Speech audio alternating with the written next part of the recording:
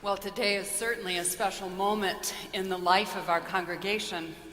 140 years. Dave Fulmer, who was a longtime member of our congregation, would say two things about this moment. I love them both. He would say, "We're on God's highway and all the lights are green."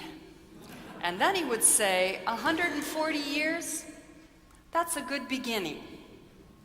We, the company of the congregation, are surrounded this morning by a great cloud of witnesses who have given life, breath, and power to the living spirit of this place for 140 years. One of my favorite novels of all time is Jayber Crow by Wendell Berry. Jayber was an orphan who came up out of the earth, according to Wendell Berry's imagination, and was a native of the fictional Port William in Kentucky.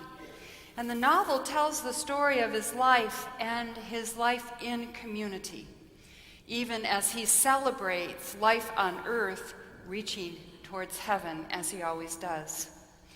It's filled with Wendell Berry-like brilliance, with quotes like this: "I've always loved a window, especially an open one." Toward the end, there is a passage that's sent to me by one of you that describes how some of us might be feeling this morning. Here it is. "One day I went up there to work, to church, and sleepiness overcame me, and I lay down on the floor behind the back pew to take a nap. Waking or sleeping, I couldn't tell which. I saw all the people who had never been there before and who were always there. I saw them as I had seen them from the back pew, where I sat with Uncle Othie while Aunt Cordy sang in the choir. And I saw them as I had seen them just the Sunday before. I saw them in times past and in times to come, all somehow there in their own time, and in all time, and in God's time, and in no time. The cheerfully working and singing women, right in front of me. The men, quiet, reluctant, and shy, not in this congregation. The weary, the troubled, the sick, the lame, the desperate, the dying. The little children tucked into the pews beside their elders. The young, newly married couple full of visions.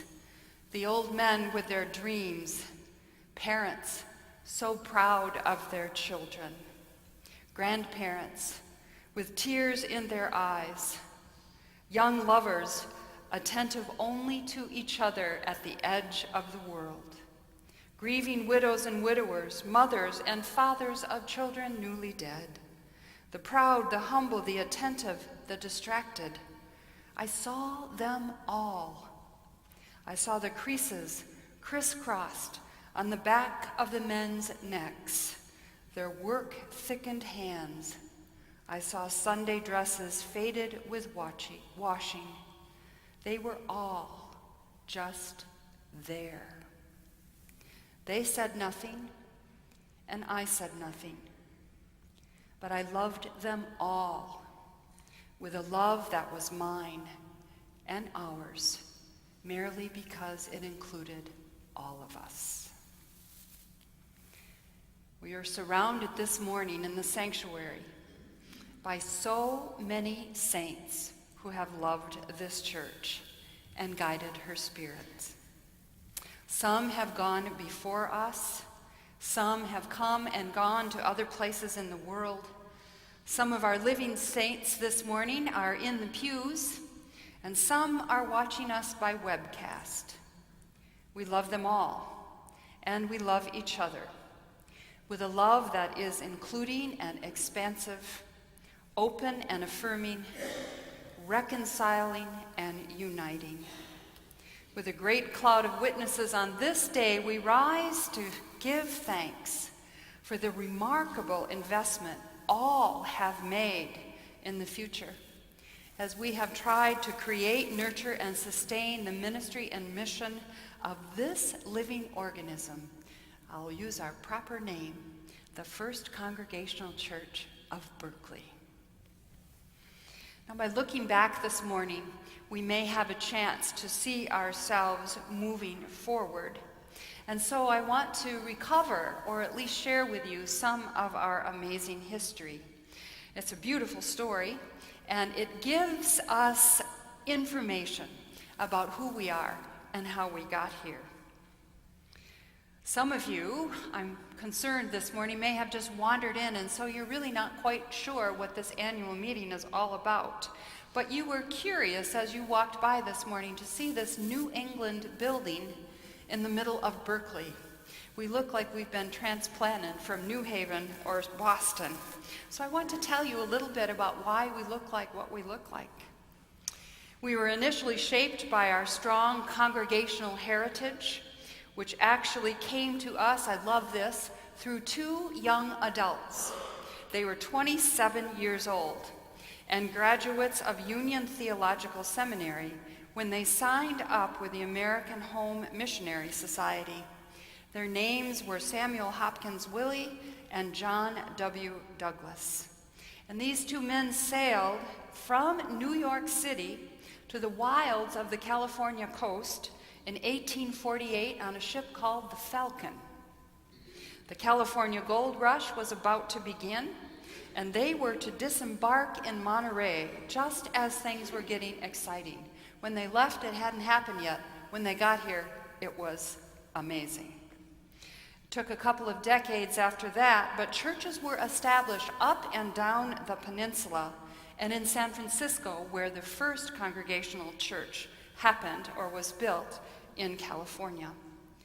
Land at that time was purchased way across the water in a farming community for a college on an acreage that would one day become the University of California.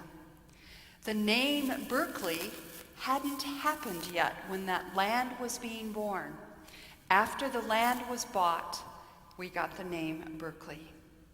Eventually, plans were made by a determined group of people for a congregational church to be established in Berkeley with a strong relationship to the University of California.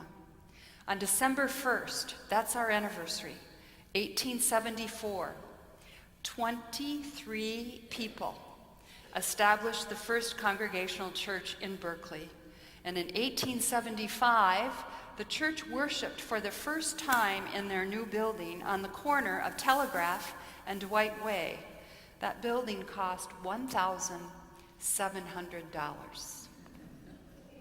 And here we are, in the third congregation, or the third church, 140 years later. Our history is one of great determination, eager willingness to explore the possibilities of what faith might look like, transplanted, transformed in a new place, and fervent excitement about establishing something completely new, using the pattern of congregational style. Over the years, we've stretched and pulled and sometimes cut into the fabric of our beginnings, but we have essentially honored our congregational roots. We've even kept the name Congregational, although that denomination no longer exists. We have become the United Church of Christ. We have maintained, I believe, and expanded on the traditional beauty of our sanctuary with some new accoutrements. Even though I think church buildings in this day and age are now flat and made of a lot of glass and wood, we've stuck to our tradition and tried to reinvent ourselves. And we've kept the faith of our mothers and our fathers by honoring a long tradition with an emphasis on personal faith in a non-creedal worship and congregation. You've given pastors over these 140 years the remarkable gift of freedom in the pulpit, and by the upholding of the long history of love and justice as it has played out in every single generation of people who have sat here. That's our history. This morning, we want to look toward the future of this congregation in the context of the American Main Line. And as I look forward, I have a sense of grounded hope as I stand on this enormous heap of history, which is ours as we all stand on our heap of history. We've been surrounded, I believe, in every generation by this remarkable cloud of witnesses who have run and continue to run, and we also are them, the race that is before us. So as we celebrate this morning all that has been and all that is, I want to suggest a few ways that we might want to move forward for the sake of the joy that is ours still in the future. Here are some suggestions, some thoughts. Let us continue to have an outside focus. Keep the doors open, not only to see who might be coming in, but let's also be willing to keep those doors open because we want to go out and we want to seek to know how faith can take place beyond these doors where we get our strength. What happens if we stretch ourselves out? The world needs just, compassionate, nonviolent, and loving people of faith, whether it is Muslims or Jews or Christians.